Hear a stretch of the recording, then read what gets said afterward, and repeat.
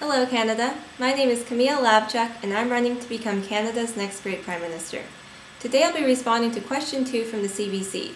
What political action should be taken to address the crisis in the auto sector? This is a complex question. The auto sector is in a crisis largely of its own making, and it really reminds me of ostriches with their heads stuck in the sand. For starters, the industry has failed to read its market. It's failed to recognize that consumers are demanding smaller, more fuel-efficient vehicles, and has persisted in manufacturing monstrosity gas guzzlers. Second, the industry has thrown the kitchen sink into lobbying efforts to avoid stringent emission standards in Canada. It is ignoring the fact that we're reaching the end of cheap energy.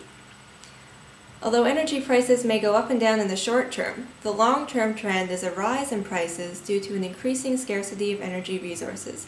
The sector must adapt to this challenge and should have adapted to this challenge already by going greener sooner. My concern with a bailout is that there is no guarantee that these companies will eventually become solvent. There may well be no cheque large enough to keep them afloat. But because of the number of Canadians employed in this industry, I would provide assistance.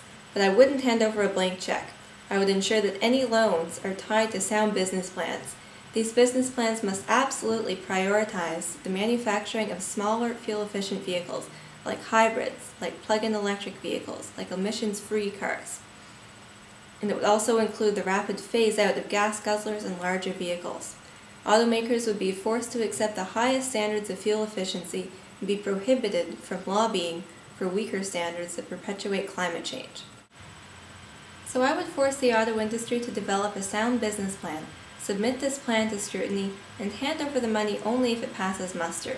I would enforce a strict repayment schedule, and I wouldn't give the industry a free and easy ride after privatizing the profits of doing business for so long and now trying to socialize the costs. But it's important to keep in mind that this is only a short-term partial solution to the problem. In the long term, our car culture will be difficult to sustain as we run out of cheaper energy and as we need to address the causes of climate change. Looking forward, we need a greater societal shift towards greener public infrastructure transit and away from personal vehicle-based transportation, and we must shift our manufacturing industry in accordance with this goal. There are plenty of market openings right now for manufacturing the building blocks of green infrastructure, like hybrid buses, like rail, like windmills, and like solar panels. It's important for government to recognize that we must make this shift sooner rather than later, and as Prime Minister, I would set up a transition strategy to make sure this happens. Part of my transition strategy would include green-collar job retraining for affected workers. So in a nutshell, that's what I would do to address the auto industry crisis. Thanks for watching today, Canada.